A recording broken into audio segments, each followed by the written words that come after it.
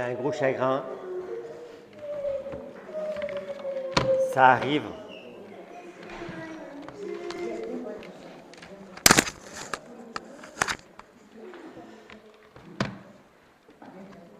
Alors.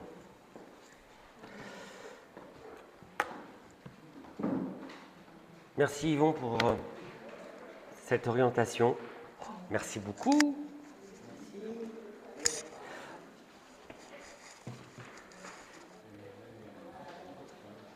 Je vous laisse prendre place pour les derniers qui prennent place.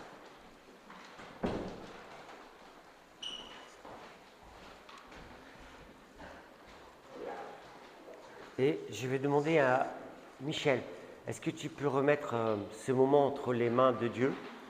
Parce qu'on se rappelle que c'est un moment particulier où normalement on souhaite recevoir une parole de la part de Dieu. Ce n'est pas simplement quelque chose préparé par moi-même pour faire plaisir comme ça, mais en théorie, je vous apporte quelque chose de la part de Dieu et je demande à Michel que le Saint-Esprit nous accompagne.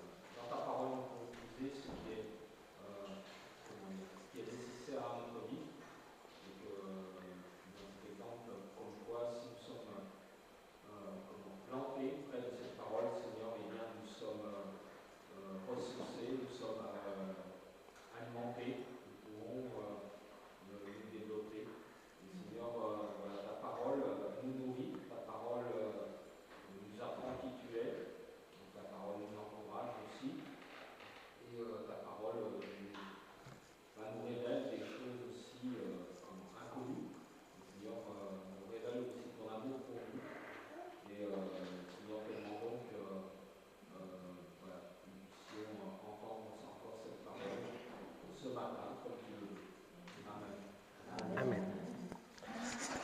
Bon, j'ai préparé des petites choses bon, qu'il faut pas mettre entre la main des enfants. Ah, je suis venu avec une boîte, vous dites pourquoi je suis venu avec une boîte. La particularité de ma boîte, c'est qu'elle est vide. Non, mais vous allez essayer de la passer entre vous et vous allez constater qu'elle est vide. Passez la boîte. Non, mais c'est important de faire passer une boîte vide. Je ne sais pas si... vous pouvez la secouer, vous constaterez qu'elle est vide. Est-ce qu'elle est vide? Ouais, ça sent un peu de quelque... Ouais, c'est vide, hein, de toute façon. C'est une boîte vide. Mais vous savez qu'elle est vide et je vous promets qu'il y a des gens qui mettent confiance dans ce vide. Vous ne me croyez pas? Il y a des gens qui mettent leur confiance dans ce truc-là qui est vide. Ah, j'attends que la boîte elle revienne parce que le vide est important. C'est un vide important pour moi. C'est bien vide. Et si vous essayez de faire quelque chose, est-ce qu'il va y avoir quelque chose dedans sans... Non, il ne se passe rien. Donc c'est vide. Je récupère ma boîte vide. Ça reste vide, hein. Bon, d'accord. On est d'accord. Pourtant, il y a des gens qui nous expliquent que de ce vide est sorti la Terre, l'univers et tout ce qui se passe. Qu'à un moment, il s'est passé quelque chose et il y a eu un Big Bang. Alors bon, je vais essayer de faire le Big Bang, mais à l'origine du Big Bang, il y avait quelque chose, quoi. On est d'accord? Voilà. Voilà, il y a eu Mais il y a eu un Big Bang. Mais est-ce que de ce Big Bang, il y a eu des étoiles? Est-ce qu'il y a eu l'univers? Est-ce qu'il y a eu la Terre? Est-ce qu'il y a eu la Lune? Il ne s'est rien passé. Et vous avez constaté quelque chose que, pour que ce Big Bang ait lieu, il a fallu que je fasse quelque chose.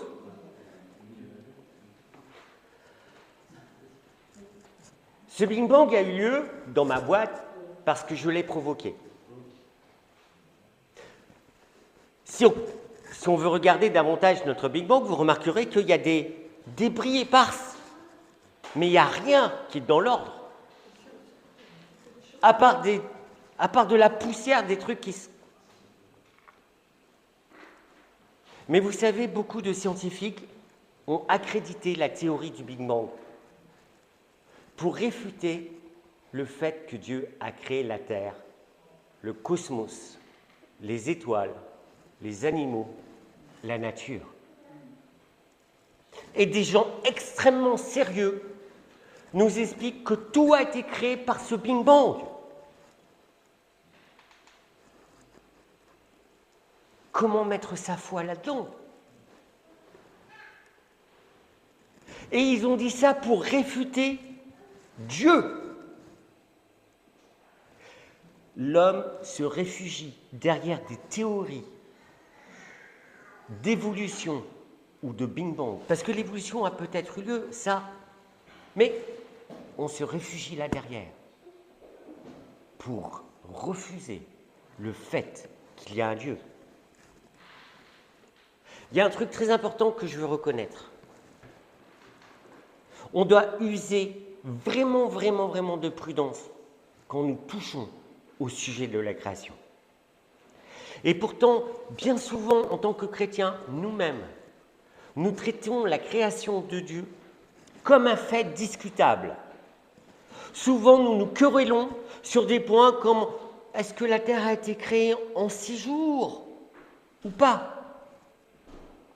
Y a-t-il eu une évolution ? Est-ce que ça, c'est un fait important pour croire en Dieu ? Est-ce que le poisson qui s'est mis à marcher va changer toute notre façon de croire en Dieu ? Nous passons complètement à côté du sens de ce texte que Moïse nous a laissé. Ce texte qui vient de la part de Dieu. Quand nous faisons ça, nous passons à côté de la grandeur de Dieu. Oui, Dieu a créé la terre. Et nous voulons tellement donner à ce texte, qui, je vous rappelle, est une parole de Dieu, nous voulons lui donner une dimension scientifique. Et nous essayons de coller aux théories des scientifiques qui ont pour but, comme seul but, de nier l'existence d'un Dieu créateur. Quand nous faisons cela, nous tordons la parole de Dieu, en prenant même la place de Dieu pour dire comment Dieu a fait l'univers. C'est pour ça que je crois que nous devons user de prudence et d'humilité quand nous parlons de la création de Dieu. Nous devons faire preuve de la plus grande humilité parce que Dieu, dans ce texte, ne nous donne pas un compte rendu de son œuvre créatrice. Ce n'est pas un compte rendu de son œuvre créatrice. Il s'adresse à nous pour nous donner une idée de ce qu'il est, de qui il est et de la grandeur qu'il a. Est-ce que nous voulons continuer à répondre à des scientifiques qui réfutent son existence en essayant de coller des théories que nous-mêmes, nous ne comprenons pas? Je crois que les premiers chapitres de la Genèse posent un fondement qui est sérieux. Le premier chapitre de la Genèse pose le fondement de Dieu. Dieu est, et Dieu est avant la terre.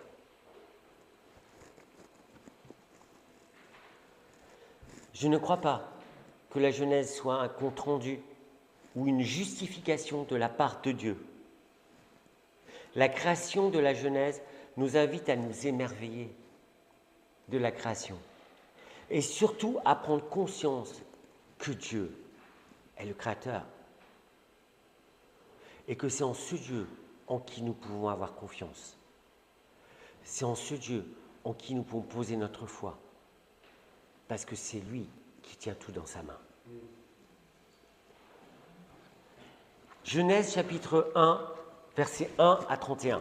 C'est un long chapitre, peut-être, mais c'est un chapitre tellement important qu'il y a tellement de gens qui ont discuté sur ce chapitre.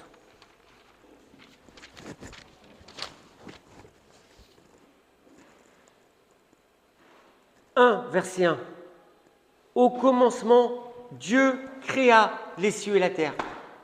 Dieu créa les cieux et la terre. La terre était informe et vide. Il y avait des ténèbres à la surface de l'abîme et l'Esprit de Dieu se mouvait au-dessus des eaux. Dieu dit que la lumière soit et la lumière fut. On connaît tous ce texte. Dieu vit que la lumière était bonne et Dieu sépara la lumière d'avec les ténèbres. Dieu appela la lumière jour et il appela les ténèbres nuit. Ainsi il y eut un soir et il y eut un matin. Ce fut le premier jour. Je vous invite à lire chez vous tout le texte de la Genèse. Tout ce texte de la Genèse. Incroyable. Effectivement, il y a une chronologie en 6 jours. Effectivement, ce qui est assez intéressant, c'est qu'elle peut rentrer dans la chronologie des scientifiques. La Terre était une masse informe et vide, masse gazeuse, etc. Mais vous savez pourquoi elle peut rentrer dans cette... Parce que Dieu a donné une certaine sagesse à l'homme qui peut comprendre des choses. Mais que cela soit en 6 jours, en 7, en 20, en 40 ou en 1000 ans, ce n'est pas notre problème. Dieu a créé tout ce qui existe. C'est là l'important. Et tout était bon. C'est incroyable, tout était bon. On a relevé, ou j'ai relevé, que Dieu dit 8 fois. 8 fois quelque chose. À chaque fois que dit Dieu, il se passe quelque chose. Incroyable. Dieu dit que la lumière soit et la lumière fut. Dieu dit qu'il y a une étendue entre les eaux et... Dieu dit que les eaux se rassemblent en un seul lieu et... Oui, effectivement, il y avait de l'eau sur la surface de toute la terre. Dieu dit que la terre produise de la verdure et... Dieu dit qu'il y ait des luminaires dans l'étendue du ciel. Vous savez, la Genèse est absolument extraordinaire. Particulièrement ce passage. Dieu est en train d'instituer un ordre. Un ordre. Pas le chaos que vous venez de voir dans l'explosion avec des trucs éparses. Il y a un ordre dans la nature. Il y a le jour, il y a la nuit, il y a les étoiles, il y a le soleil qui éclaire le jour, il y a la lune et les étoiles la nuit. Il y a des saisons qui sont instaurées. Tout ça pour marquer notre histoire. Tout est organisé de manière minutieuse. Des mois, des saisons, des années, sur lesquelles vous et moi, nous pouvons nous appuyer. Vous vous rappelez quand vous vous êtes nés? Pas forcément le jour, mais vous comptez les mois. On fait l'anniversaire. Pas de place pour le désordre. Je crois qu'il y a un truc important. Dieu nous a placés sur la terre, pas pour rien. Et que notre temps à chacun est marqué et compté par Dieu. Il n'y a pas de hasard. Et aujourd'hui, on a donné du hasard. Et on a des individus qui se posent la question, qu'est-ce que je fais là? Pourquoi je suis sur terre? Pourquoi je suis né? Cette question existentielle que tout le monde se pose. Parce qu'on a perdu l'essentiel. Dans un temps donné, Dieu m'a créé et m'a placé là. Est-ce qu'un Big Bang aurait pu établir un jour, une nuit, une saison, une année? Dieu dit que les eaux produisent en abondance. Dieu dit que la terre produise des animaux vivants. Dieu dit, faisons l'homme à notre image. Et tout d'un coup, nous, on arrive en dernier. Les scientifiques disent la même chose, mais à part qu'il y a d'autres choses. Mais nous, on arrive en dernier, à l'image de lui. À l'image de Dieu.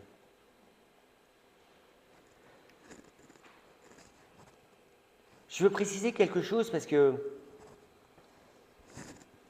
sans doute il y a des personnes qui ont fait des études, et tant mieux, j'espère. C'est important de faire des études. On a tous fait des études, c'est très important. On a besoin de s'instruire. Dieu ne s'adresse pas qu'aux simples, il parle aussi aux gens qui sont instruits. On a étudié les temps anciens, les mythologies. Et effectivement, les peuples anciens avaient des croyances avec des récits qui pourraient être semblables à celui de la Genèse. Et qui souvent sont semblables à celui de la Genèse. Je ne veux pas trop développer le sujet, mais oui, parce que Dieu a mis dans le cœur de l'homme la trace de l'éternité. On a quelque chose, mais c'est perdu. On a une forme d'intelligence qui laisse percevoir la main de Dieu, mais on ne peut pas la saisir. On mettra des mots, des constructions, mais elles ne seront jamais justes. Le seul qui peut nous donner une justesse dans la création, c'est Dieu. Ce qui doit m'interpeller dans toutes les formes de croyance, je le rappelle, il y a souvent un Dieu à l'origine. Dans toutes les formes de croyance, il y a un Dieu à l'origine. Un Dieu à l'origine. Mais s'il y a un Dieu à l'origine de tout, il faudrait peut-être découvrir qui il est et lequel est le vrai. Le texte de la Genèse a une particularité qui est intéressante. Dieu est. Dieu est. Le fondement est posé. Dieu est. Il s'impose comme étant là depuis toujours. Dieu créa au commencement. Il n'y avait rien. Dieu est. Dieu est défini comme étant souverain et tout-puissant. Le contraste est net avec toutes les autres formes de révélation et toutes les autres mythologies. Parce que Dieu est. Il n'y a pas de lutte avec d'autres forces ou petits dieux, parce que dans les autres mythologies, il y a des dieux qui se battent, Non, c'est très compliqué. Dieu ne gagne pas une bataille contre je ne sais quelle force, comme dans certaines mythologies. Il n'est pas associé à une force. Dieu se définit comme une personne. Dieu est.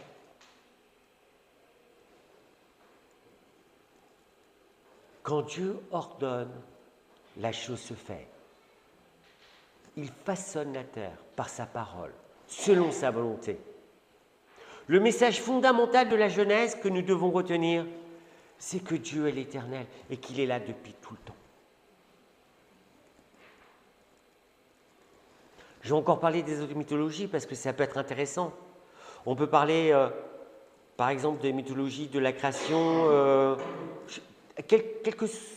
La plupart du temps, bon, peut-être vous ne connaissez pas les textes babyloniens, mais souvent on dit que les Hébreux, que la Genèse s'est inspirée du texte babylonien pour créer toute la Genèse. Okay, donc là, c'est pour les érudits, on n'est pas tous érudits, mais je vais quand même vous parler du poème de la création babylonien, dont certains pensent que la Genèse a été inspirée de ce texte. J'espère que vous allez comprendre. En quelques mots. Donc Tiamat, qui serait à l'origine de certains dieux, est tué par Marduk lors d'une bataille avec ses enfants qu'il avait énervé parce que trop bruyant. Ouais, vous n'allez pas tout comprendre. La dépouille de Tiamat va devenir le ciel et la terre. Quelle création! Mais alors, quelle création! C'est épouvantable quand même. Et il y a des gens qui se réfèrent à ça pour croire en... Oh là là! Les hommes vont être créés pour que les dieux puissent se reposer et n'aient pas à entretenir la terre. Ah! Mais là, ce n'est pas du tout le cas de notre Dieu. Le Dieu qui se révèle dans la Bible, dans la Genèse, est tout-puissant. Il ne s'oppose pas à des forces pour créer la terre et l'homme. L'homme n'est pas créé pour lui être asservi, esclave ou le soulager d'un labeur qui lui serait trop pénible. L'homme est créé par amour pour une relation harmonieuse avec lui. Voilà pourquoi nous avons été créés. Nous avons été créés par amour pour avoir une relation harmonieuse avec Dieu. Si vous êtes en perte de sens, vous pouvez retrouver votre identité là. Colossiens chapitre 1, versets 16 à 17 nous dit « Car c'est en lui qu'ont été créées toutes choses dans les cieux comme sur la terre, les visibles, les invisibles, les trônes et les seigneuries, les autorités, les puissances. Oui, par lui, pour lui, tout a été créé. Il est lui-même bien avant toute chose et tout subsiste en lui. Dieu est de toute éternité. » Et quand je vous dis que nous devons user de beaucoup de modestie et d'humilité quand nous parlons de la création de Dieu, ce n'est pas un faible mot. Aujourd'hui, humblement, on doit se retrouver devant Dieu, se poser devant Dieu. Merci Seigneur parce que je suis là. Même si je ne sais pas ce que je fais là, il y a un sens. Dieu m'aime. Est-ce que tu veux saisir l'amour de Dieu? Dieu t'aime. Voilà le message de la création. Et quand je lis toute la Genèse, c'est simplement Dieu qui est magnifique et qui me dit « je t'aime ». Quand je me révolte contre Dieu et quand je vais chercher et tagiverser, j'aime bien ce mot, je crois que c'est Calvin qui l'utilise beaucoup, sur la création et sur tout un tas de trucs, ça a quel sens? Je connais quelqu'un qui, à un moment donné, dans la Bible, a perdu foi ou a émis des doutes sur Dieu parce qu'il souffrait beaucoup. Vous connaissez Job? Et il a commencé à poser des questions à Dieu. Des questions qui étaient sans doute légitimes et que souvent sont légitimes pour nous aussi, parce que quand nous sommes dans la tempête, dans la souffrance, on dit « Pourquoi ? Pourquoi ?» Et alors Dieu répond au sein de la tempête, dans la tempête du cœur de Job. Au sein de la tempête, l'Éternel répondit à Job, Job 38, versets 1 à 7, je vous donne les références. « Qui donc obscurcit mes desseins par des discours sans connaissance ?» Mais c'est ce que nous faisons, nos discours sans connaissance. Il lui dit « Mets ta ceinture comme un brave, je vais te questionner et tu m'enseigneras. Où étais-tu quand je posais les fondations du monde ?» La question, elle est pour moi. Où est-ce que j'étais quand Dieu a posé les fondations du monde? Est-ce que je peux venir discuter du fait que Dieu a posé les fondations du monde? Sur quelle base? Déclare-le puisque ta science est si profonde. Qui en a fixé les mesures? Le sais-tu donc? Est-ce que vous êtes capable de dire quelles mesures ont l'univers? Qui a tendu sur lui le cordeau? Dans quoi les socles de ces colonnes s'enfoncent-ils? Qui en posa la pierre principale, la pierre d'angle? Quand les étoiles du matin éclataient unanimes dans les chants d'allégresse et que les anges de Dieu poussaient des cris de joie? Est-ce que tu étais là? Est-ce que j'étais là? J'ai besoin d'humilité. Humblement, je dois me poser devant Dieu. Si je ne sais plus où j'en suis, humblement, je dois me poser devant Dieu. Il y a un autre point fondamental qui nous échappe et qui ressort dans la Bible, dans la Genèse. C'est « nous avons été créés à l'image de Dieu ». C'est pas rien être créé à l'image de Dieu. Alors, il faut chercher parce que c'est important. L'image de Dieu, dans ce contexte, ne s'exprime pas sur un aspect physique. Parce qu'il y en a beaucoup qui ont pensé que l'image de Dieu est un aspect physique. Mon physique, en rien, ne représente l'image de Dieu. Certains l'ont imaginé avec des représentations des dieux, avec une longue barbe, un regard sévère. Mais ça, c'est des représentations. C'est pas Dieu.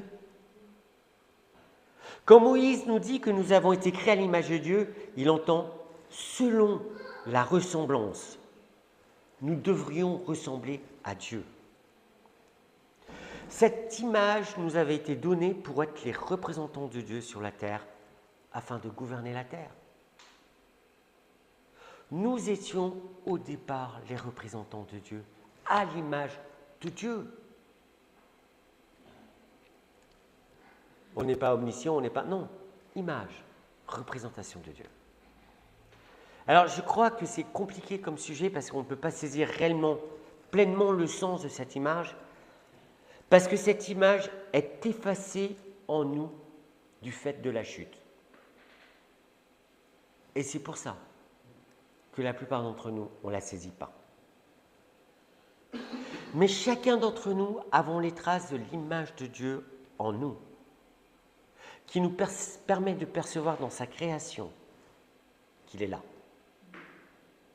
Si vous souhaitez approfondir le sujet, je vous propose de lire Jean Chrysostome dans Homélie sur la Genèse, Homélie 8. Si vous voulez chercher, je vous invite à lire, c'est un gros pavé, c'est intéressant. Ou sinon, je vous invite à lire Jean Calvin. C'est le meilleur commentaire que j'ai lu sur la Genèse, c'est Jean Calvin. Il y a un truc qui m'a frappé quand j'ai préparé ce message, c'est que Dieu, dans des époques données, à des temps donnés, a révélé des choses à des hommes d'une manière tellement profonde qu'ils ont été capables de restituer la pensée de Dieu pour qu'on puisse être éclairé aujourd'hui. Et c'est pour ça que je pense qu'on n'a pas la science infuse. Dieu éclaire des individus. Dieu a mis des docteurs, des gens qui comprennent les choses. Et on a besoin de se référer à ces gens pour comprendre et saisir complètement qui est Dieu. Mais dans sa grâce, Dieu nous éclaire dans sa parole. Et si nous passons du temps dans sa parole, on peut être éclairé. Il y avait une particularité, c'était un prof qui m'avait révélé ça. À chaque fois qu'on voyait une représentation de Jean Calvin, savez-vous comment on voyait Jean Calvin?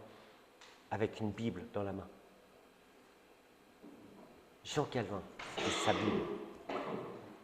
Et il avait tout compris. Bon, je pense que tout le monde sait que je suis calviniste, mais bon, c'est pas grave. Je crois que Dieu, ce matin, et tous les jours, nous propose quelque chose. Il nous propose de réparer son image en nous. Dieu veut réparer son image en toi. Pour que Dieu répare son image en toi profondément, il faut accepter de recevoir Jésus. Il faut recevoir la grâce de Dieu. Il faut se placer devant Jésus. Je crois que la restauration de l'image de Dieu en nous est accessible à tous. Mais pour ça, il faut se poser dans la parole de Dieu. Éphésiens chapitre 4, versets 17 ou 24, nous en parle un peu, ou Colossiens chapitre 3, versets 1 à 11. Je crois qu'on va lire Éphésiens chapitre 3, versets 1 à 11. On peut l'afficher?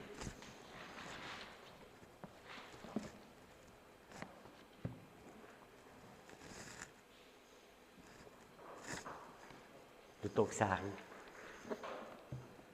Eh bien, Barnabé, si tu peux le lire d'une belle voix. Oui. À cause de cela, moi, Paul, le prisonnier de Christ, pour vous, païens, si du moins vous avez appris quelle est la dispensation de la grâce de Dieu qui m'a été donnée pour vous, c'est par révélation que j'ai eu connaissance du mystère sur lequel je viens d'écrire en peu de mots. En les lisant, vous pouvez vous représenter l'intelligence que j'ai du mystère de Christ. Il n'a pas été manifesté aux fils des hommes pour les autres générations, comme il a été révélé maintenant par l'Esprit aux saints apôtres et prophètes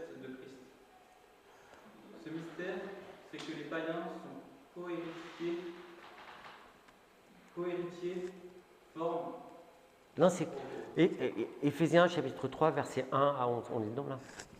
C'est bon. Oui, vas-y.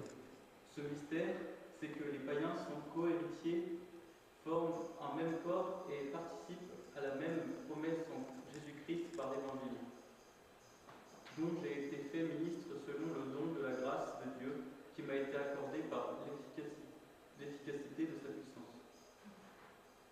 À moi qui suis le moindre de tous les saints, cette grâce a été accordée d'annoncer aux païens les richesses incompréhensibles du Christ et de mettre en lumière quelle est la dispensation du mystère caché de tout temps en Dieu qui a créé toutes choses, afin que les dominations et les autorités dans les lieux célestes connaissent aujourd'hui par l'Église la sagesse infiniment variée de Dieu, selon le dessein éternel qu'il a mis à exécution par Jésus-Christ notre Seigneur. Merci.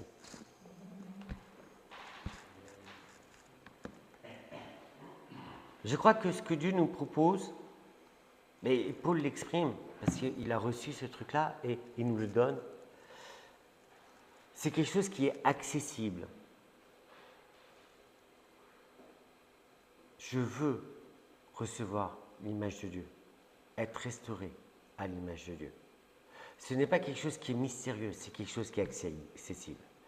Dans un autre texte, Éphésiens chapitre 4, 1, verset 17, il dit « Dépouillons-nous du vieil homme hérité de la chute et des mauvaises œuvres qui ont accompagné cette chute pour nous revêtir de l'homme nouveau qui se renouvelle dans la connaissance, selon l'image de celui qui l'a créé, c'est-à-dire Dieu. » Je vais le relire parce que c'est profond.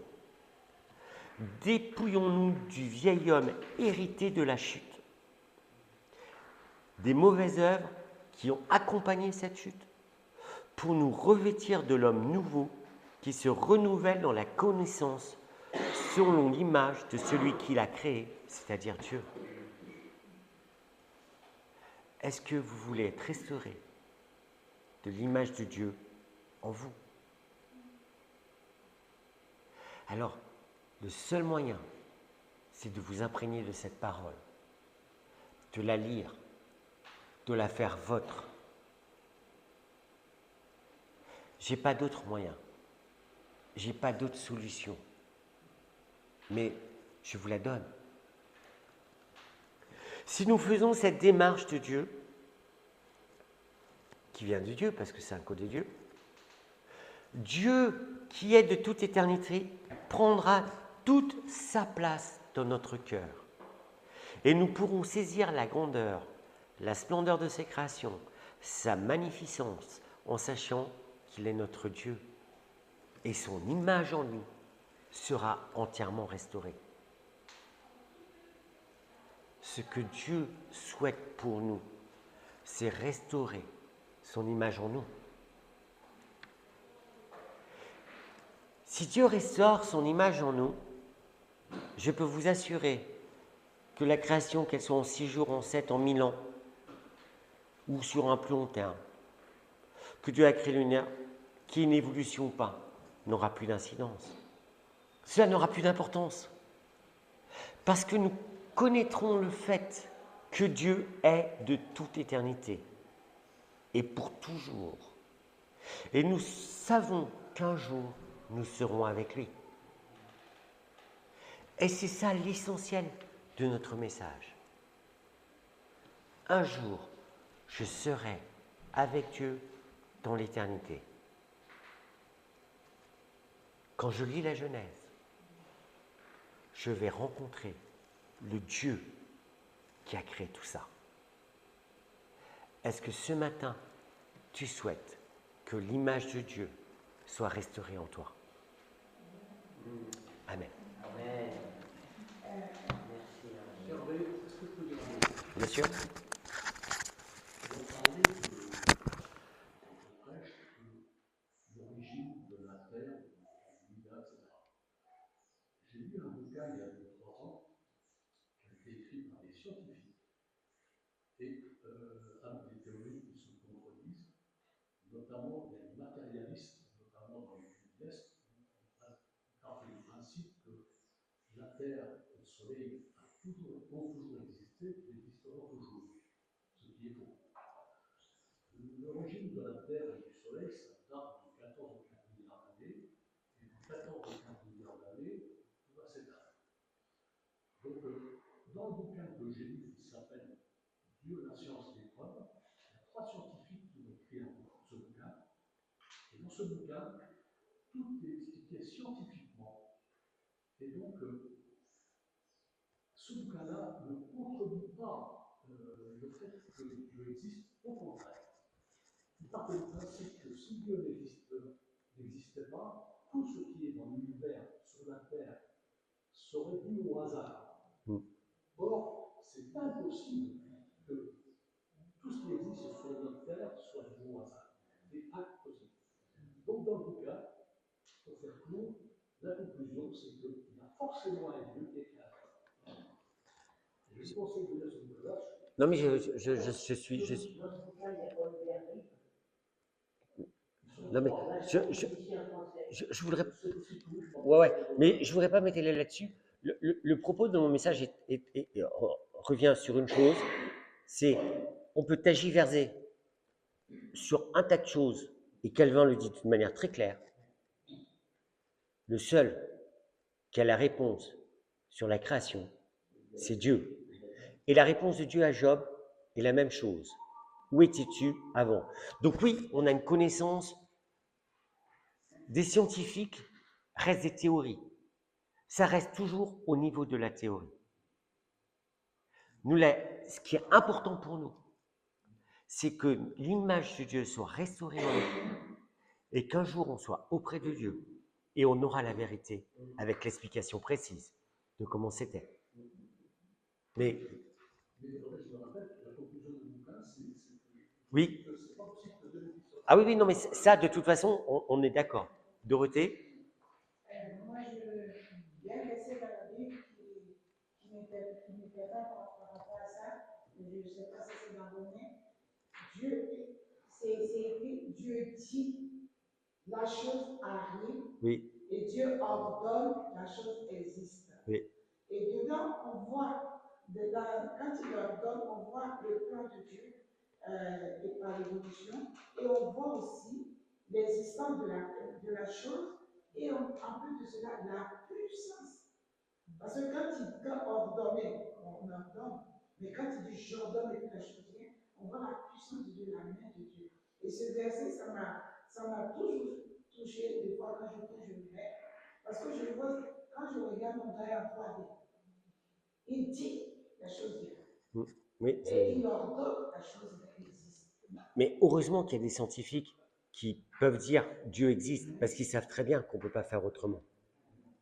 Ce qui me arrive il y a quelques années en arrière, c'était une émission, comme disait Marc, c'est la science, Dieu et la foi, a dit, je ne dirai pas si Dieu n'existe pas, si je suis croyant ou pas, je ne le dis pas. Par contre, ce que je dis, c'est que il a dit jusqu'à 23 phases de la création qui sont mises dans la Bible ont été prouvées scientifiquement comme exactes.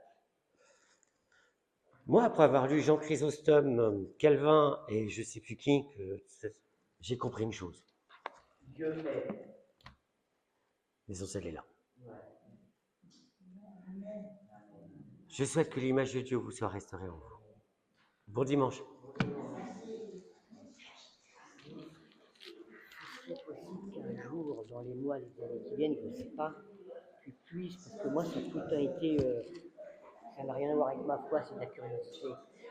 J'ai jamais pu mettre dans l'ordre si les dinosaures ont vraiment existé, s'il y a eu ça. Ah, mais c'est possible, ils ont existé. Oui, parce qu'on en a des squelettes. On peut pas. On ne peut pas réfuter qu'ils aient pas existé.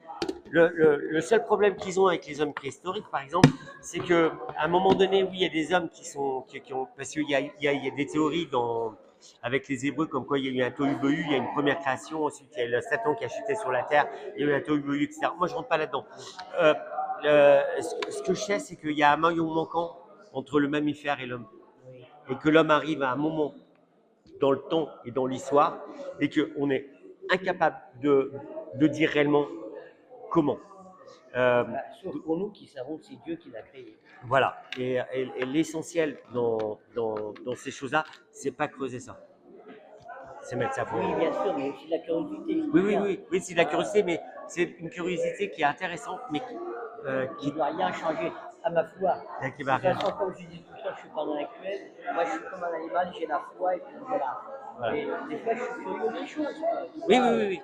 C'est comme les gens qui te disent, la Terre, l'homme, il vient d'une monocellule. Comment une monocellule peut faire des pluricellules? Mais non, mais Il y a tellement de aujourd'hui, on bêtises. sait qu'il n'y a pas eu d'évolution entre les espèces. Bien sûr. Le bouquin qui serait intéressant à citer, c'est Calvin et la Genèse. Ouais, commentaire de Calvin sur la Genèse, mais c'est très compliqué. Hein. Attention, c'est du Moi, vieux. j'ai lu la moitié des pensées de Blaise Pascal, tu connais? Ouais, oui, bah C'est oui. compliqué aussi. Hein. Donc, non, mais ça, si tu arrives à être un érudit là-dedans, pas de problème. Moi, je ne suis pas un érudit, mais je prends le temps. Mais j'aime bien, je l'ai à la maison. Je pense que le commentaire de Jean Calvin est un des meilleurs commentaires que j'ai lu. Mais après, il faut savoir que j'ai fait une faculté de théologie calviniste. Oui, parce que moi, j'ai rien fait.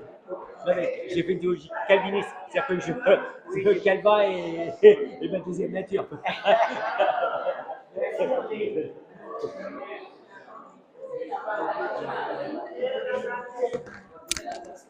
Hop là. On n'avait pas coupé là, il fallait couper là.